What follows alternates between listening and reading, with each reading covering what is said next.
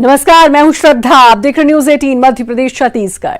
विधानसभा में अवैध निर्माण पर सरकार की ओर से जारी कार्रवाई पर सदन में आज जमकर हंगामा हुआ। सत्ता पक्ष और विपक्ष के बीच तीखी नोकझोंक के भी हुई। दरअसल इस मुद्दे को लेकर कांग्रेस सरकार में मंत्री रहे और वरिष्ठ विधायक गोविंद सिंह और बाला बच्चन ने सरकार पर गंभीर आरोप लगाते हुए कहा कि बीजेपी के लोग उनको बीजेपी में शामिल होने का ऑफर दे रहे हैं, जिनके खिलाफ वो कार्रवाई कर रहे हैं। एक विचारधारा से जुड़े लोगों को सरकार जानबूझकर टारगेट कर रही है। इतना ही नहीं, उन्होंने ये भी कहा कि उनको भी बीजेपी की ओर से पार्टी में शामिल होने का ऑफर मिला है। वहीं कांग्रेस ने यह कहा कि वैध निर्माण पर जो कार्रवाई की जा रही है उस पर विपक्ष सदन में स्थगन प्रस्ताव अध्यक्ष की अनुमति से लाएगा। वहीं बाला बच्चन के आरोपों पर गृह मंत्री नरोत्तम मिश्रा ने कहा कि हमें किसी की जरूरत नहीं, हम पहले से ही ओवरलोड हैं।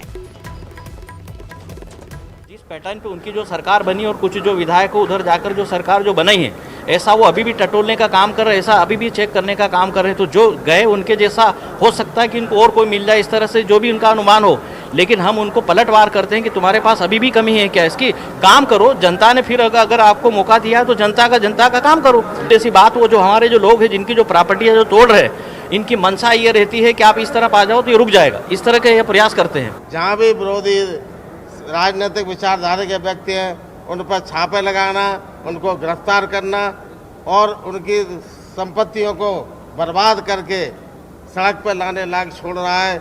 इसके लिए हमने आज ध्यानाकर्षण के माध्यम से ये प्रश्न हमारे और अन्य साथियों ने रखा था और इस पर जब आज सरकार ने नरोत्तम मिश्रा जी जो गृह मंत्री हैं उनके इशारे पर जो हो रहा उधर उन्होंने कहा कि मैं स्थगन के लिए आप लाइए, तो अध्यक्ष जी से परमिशन लेके हम स्थगन प्रस्ताव भी प्रस्तुत कर रहे हैं। हमको आवश्यकता नहीं है किसी को शामिल करने के लिए, ओवरलोडेड है। हमको आवश्यकता नहीं है किसी को शामिल करने के लिए, ओवरलोडेड है।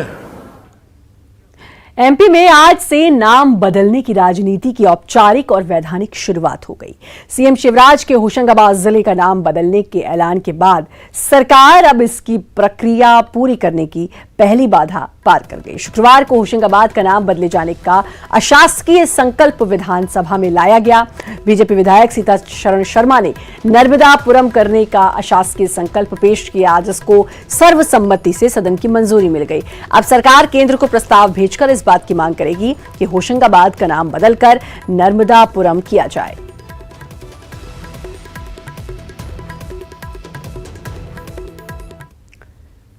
भोपाल में राष्ट्रीय शिक्षा नीति के सेमिनार का आज आगाज किया गया है। सीएम शिवराज सिंह चौहान ने सेमिनार का शुभारंभ किया। इस दौरान उन्होंने कहा कि कोई कुछ भी पढ़ाए ऐसा नहीं चलेगा। हम बच्चों को बेहतर शिक्षा देना चाहते हैं और बच्चों को इंसान बनाना है, ना कि उन्हें आतंकवादी।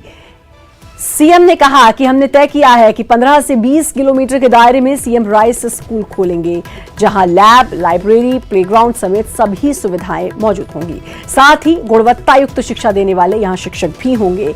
आपको बता दें, 2 दिनों तक शिक्षक शिक्षा पर यहां मंथन होगा। कि तरीका पढ़ाने का ऐसा कि बच्चे सोचते हैं कि कब पिंड छूटे, और एक तरीका यह कि इतनी रुचि और प्रवृत्ति के अनुसार बना दी जाए कि बच्चे के मन में जिज्ञासा भी पैदा हो, जिज्ञासा को हम शांत भी करें और स्वाभाविक रूप से बच्चों का विकास कैसे हो। हमको सोचना पड़ेगा कि शिक्षा हमको देना है। एक स्तर तो वो है कि जिसकी जानकारी एक स्तर तक शिक्षा, हर बच्चों को वो बुनियादी जानकारियां हो, लेकिन उसके बाद हम रोजगार भी अगर वो ना पाए इतने वर्ष, और रोजगार का मतलब केवल सरकारी नौकरी का सवाल नहीं है, हम उसके हाथों में ऐसा कौशल तो दे दें वो आत्मविश्वास से भर के अपने आजीविका के साधन खोज सके। और तीसरी चीज है नागरिकता के संस्कार। अब पढ़ के अगर वो अच्छा नागरिक नहीं बना, मेहनती, चरित्रवान, ईमानदार, देशभक्त, परिश्रमी, केवल अपने लिए नहीं जीने वाला, देश और समाज की भी सोचने वाला, औरों के लिए भी काम करने वाला एक श्रेष्ठ मानव ना बन सके तो ऐसी शिक्षा का अर्थ क्या है। और और मैं मानता हूं कि नई शिक्षा नीति में इन तीनों चीजों का पर्याप्त ध्यान रखा गया है। सीएम शिवराज सिंह चौहान का आज 62वां जन्मदिन है। पीएम मोदी और अमित शाह ने ट्वीट कर सीएम को बधाई दी और उनकी दीर्घायु की कामना की। प्रदेश के पूर्व मुख्यमंत्री कमलनाथ ने भी सीएम के जन्मदिन पर उनको बधाई दी और यशस्वी जीवन की कामना की। मुख्यमंत्री शिवराज सिंह चौहान हमेशा अपना जन्मदिन अलग अंदाज में मनाते हैं।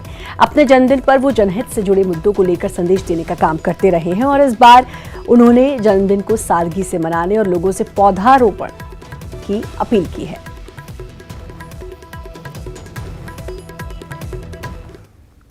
अपने 62वें जन्मदिन की शुरुआत शिवराज ने सीएम हाउस में पौधारोपण कर की। इस दौरान उनकी पत्नी साधना सिंह और बीजेपी के कई नेता और कार्यकर्ता उनके साथ मौजूद थे। मंत्रालय कर्मचारियों ने भी मुख्यमंत्री शिवराज सिंह चौहान के जन्मदिन पर पौधारोपण किया। इस दौरान सीएम शिवराज ने कहा कि मैंने सामाजिक अभियान को जारी रखने के लिए रोजाना एक पौधा लगाने का फैसला किया है। वहीं सभी से पर्यावरण बचाने के लिए ज्यादा से ज्यादा पेड़ लगाने की अपील की। कि हर अवसर ऐसा कैसे बनाया जा सकता है जिसका उपयोग जनता के लिए हो, लोगों के लिए हो। और तब मन में ये भाव आया कि जन्मदिन पेड़ लगाकर मनाना चाहिए। जन्मदिन तो मनेगा ही, लेकिन इस माध्यम से जो पेड़ लगेंगे वो पर्यावरण को बेहतर बनाएंगे। और इसलिए एक सामाजिक अभियान मैंने हाथ में लिया है कि मैं रोज एक पेड़ लगाऊंगा। मुझे आज अत्यंत प्रसन्नता है कि मैंने पार्टी अध्यक्ष कार्यकर्ताओं के साथ पेड़ लगाए, परिवार के साथ मेरे पेड़ लगाए। और मैं सबको ये अपील और आह्वान करता हूं कि ऐसे जीवन के शुभ अवसर पर हम खुशियां बांटें, धरती बचाने के लिए पेड़ लगाएं। जन्मदिन, विवाह की वर्षगांठ, यहाँ तक कि माता पिताजी अगर नहीं हैं तो उनकी स्मृति में हम ये पवित्र कार्य कर सकते हैं। नशा मुक्ति अभियान वो भी चलाने का भाव मन में है। महिला सशक्तिकरण, बेटी बचाओ, ये एक और प्रमुख काम है जो मैं एक सामाजिक कार्यकर्ता के नाते करना चाहता हूं। अपने जन्मदिन पर मुख्यमंत्री शिवराज सिंह चौहान ने परिवार के साथ तस्वीर ट्वीट करते हुए लिखा कि मैंने अपने आवास पर पौधारोपण किया है। अगर हम ठान लें तो किसी भी लक्ष्य को पूरा करने की तो राह खुद ब खुद आसान हो जाती है। मैंने भी धरती को हरा भरा करने का प्रण लिया है। आप भी मेरे साथ इस मुहिम से जुड़ें।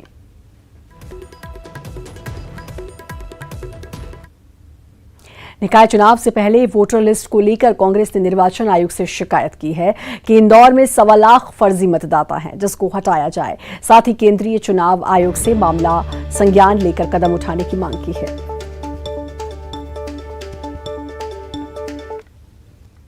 30,000 वोटर फेक वोटर है, जिसके सारे प्रमाण हमने इंदौर कलेक्टर, इंदौर के कमिश्नर को दिया।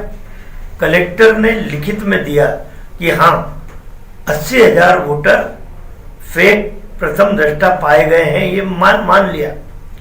लेकिन अभी जो प्रकाशन हुआ मतदाता सूची का, वो सारे के सारे नाम फिर से जोड़ दिए।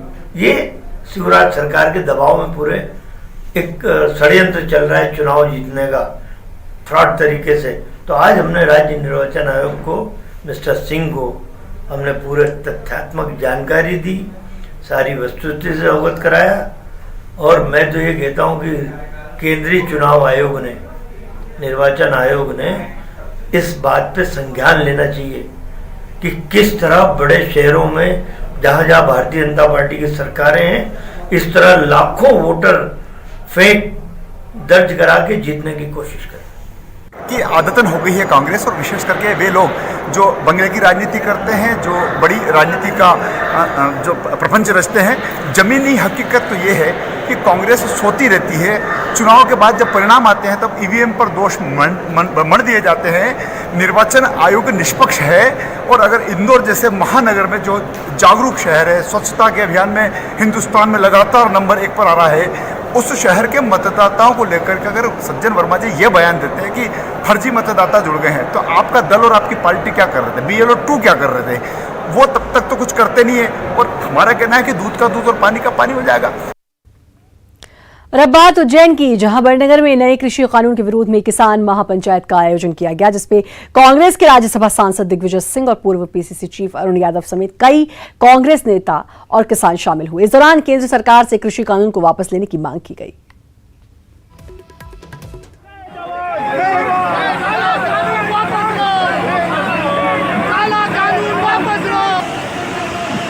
किसान विरोधी कानूनों को जनता तक पहुंचाना है कि किस प्रकार से, किन कारणों से ये किसान विरोधी हैं।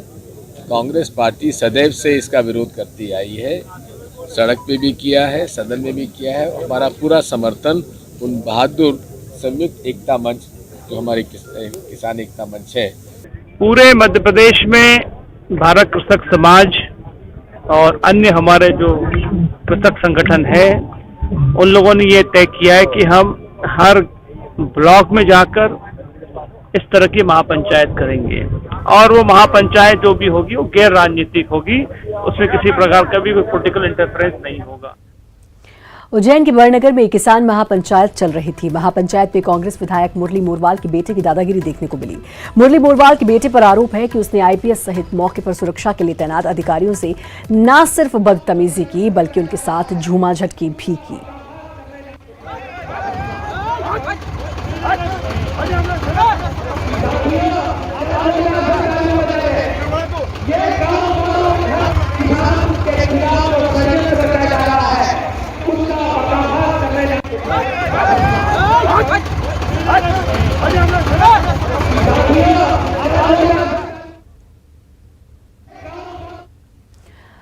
जबलपुर में नेताजी सुभाष चंद्र बोस की 125वीं जयंती के उपलक्ष्य में आयोजित राष्ट्रीय संगोष्ठी का शुभारंभ करने पहुंचे केरल के राज्यपाल आरिफ मोहम्मद खान ने स्पष्ट कर दिया कि हलाला के लिए अलग से नए कानून की आवश्यकता नहीं है। उनकी माने तो इसकी शुरुआत ही 3 तलाक से होती है और अगर 3 तलाक खत्म हो गया है तो इसकी जरूरत अब नहीं बचती। इसके साथ इन्होंने कहा कि ये हमारी जवाबदारी है कि देश के नौजवानों को उनकी विरासत से अवगत कराया जाए।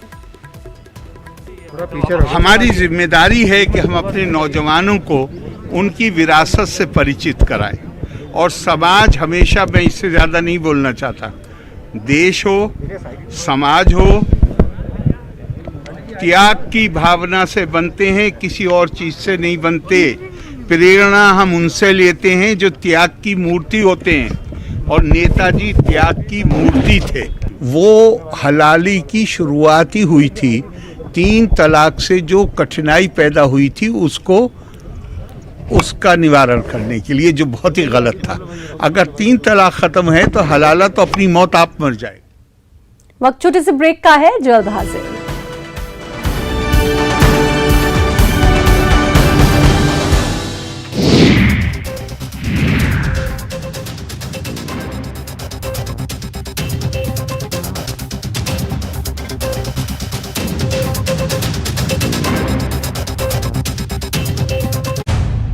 ना बुनियाद मेरी कमजोर है।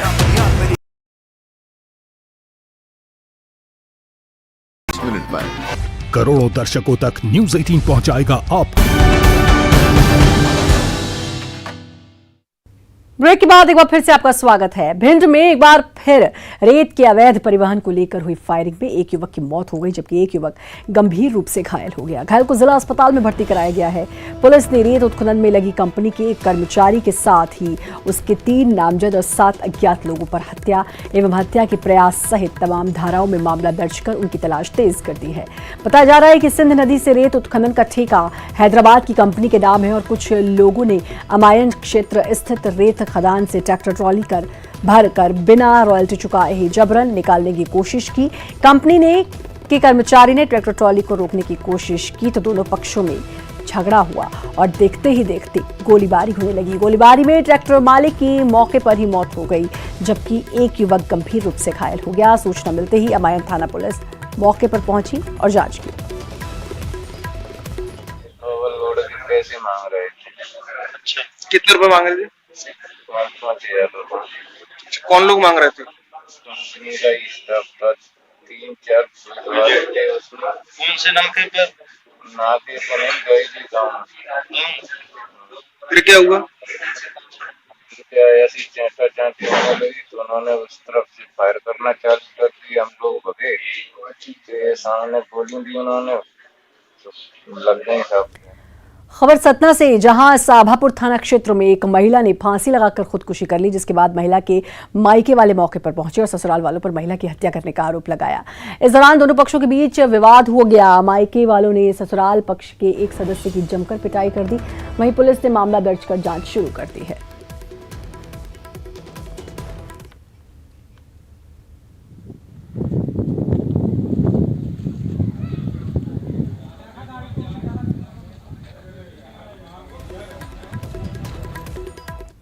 मंदसौर में पहुंच मार्ग में के बीच में आ रहे एक मकान को हटाने गई नगर पालिका के अमले और पुलिस को भारी विरोध का सामना करना पड़ा। परिजनों ने कार्रवाई को लेकर जहां आत्मदाह की धमकी दे दी, तो नगर पालिका अमले ने बल प्रयोग करके मकान हटाना शुरू कर दिया। दरअसल धान मंडी लक्कड़ पीठा इलाके को पशुपतिनाथ मंदिर जाने वाले मार्ग से जोड़ने के लिए नगर पालिका पिछले कई सालों से प्रयास कर रही थी। रास्ते में पड़ने वाले मकान को हटाने के लिए नगर पालिका ने मकान मालिक को कई ऑप्शन दिए। इसके बदले अन्य जमीन भी दिखाई गई, लेकिन बात नहीं बनी। मामला न्यायालय में गया, जहां से दावा खारिज कर दिया गया। इसके बाद नगर पालिका का अमला धान मंडी स्थित मकान को हटाने के लिए पुलिस बल लेकर पहुंचा। परिवार का कहना है हमें समय भी नहीं दिया गया और जबरदस्ती की जा रही है। लोग देख रहे हैं ये धान मंडी में ये हिस्सा जो है वो बाधक था रोड में, जिसको हटाने की कार्रवाई हम लोग कर रहे हैं। जिसकी कार्रवाई लगभग जो है वो सामान खाली हो गया। आगर मालवा जिले में सहकारी संस्था दमदम के प्रभारी प्रबंधक रमेश चंद्र जायसवाल के घर लोकायुक्त ने आय से अधिक संपत्ति के मामले में कार्रवाई की है। लोकायुक्त जैन को करीब 2 महीने पहले शिकायत मिली थी कि जिले की दमदम सोसाइटी के प्रभारी प्रबंधक रमेश चंद्र जायसवाल के पास आय से अधिक संपत्ति अर्जित की जा रही है। उनके पास लाखों की काली कमाई का पैसा जमा किया हुआ है। शिकायत के बाद लोकायुक्त पुलिस उज्जैन द्वारा सुबह 6 बजे से नलखेड़ा स्थित उनके निवास, दुकान और दमदम गांव स्थित फार्म हाउस पर छापा उसने कार्रवाई की। कार्रवाई के दौरान 30 बीघा जमीन, नलखेड़ा में 2 मंजिला मकान, दमदम गांव में 2 मंजिला मकान समेत निर्माणाधीन फार्म हाउस समेत 1 4 पहिया वाहन, ट्रैक्टर और 3 बाइक बरामद हुए। छतरपुर में एसपी ऑफिस में शुक्रवार को उस वक्त हड़कंप मच गया जब एक महिला ने अपने शरीर पर मिट्टी तेल डालकर वो दफ्तर पहुंच गई, जिसने पुलिस पर गंभीर आरोप लगाते हुए कहा कि उनके बेटे को गलत तरीके से हरिजन एक्ट में फंसाकर गिरफ्तार किया गया है। महिला के साथ एसपी ऑफिस आए ग्रामीण और परिजन को भी युवक को छोड़ने की मांग को लेकर धरने पर बैठ गए। वहीं युवक को नहीं छोड़ने पर महिला ने आत्मदाह की धमकी दी है। नीमच में सोशल मीडिया पर एक वीडियो खूब वायरल हो रहा है। इस वीडियो में गांधी सागर डूब क्षेत्र में कुछ युवक पानी में ट्रैक्टर चला रहे हैं। ट्रैक्टर में 12 ड्रम लगाए गए हैं, जिसकी वजह से ट्रैक्टर पानी में तैरता हुआ सा दिखाई दे रहा है। न्यूज़ 18 इस वीडियो की पुष्टि नहीं करता।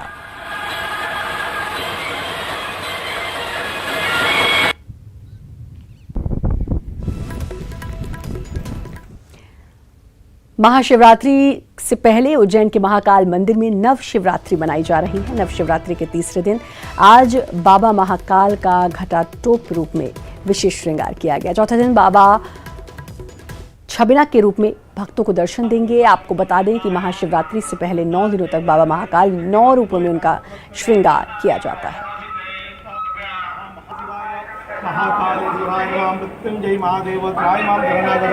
दानी भगवान शिवरात्रि नवरात्रि महापर्व के दिन तीसरे दिन भगवान शिव घटाटोप के रूप में भगवान की जो जटाएं आज खुली हुई है, भगवान एक आनंद और मनमोहक दृश्य के अंदर भक्त लोगों को दर्शन दे रहे हैं। कल बाबा महाकाल छबीरे के रूप में भक्त लोगों को दर्शन देंगे।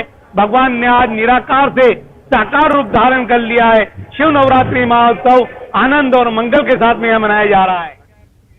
और इसी के साथ फिलहाल इस बुलेटिन में इतना ही, लेकिन बाकी खबरों के लिए आप लगातार बने रहिए न्यूज़ 18 मध्य प्रदेश छत्तीसगढ़ के साथ।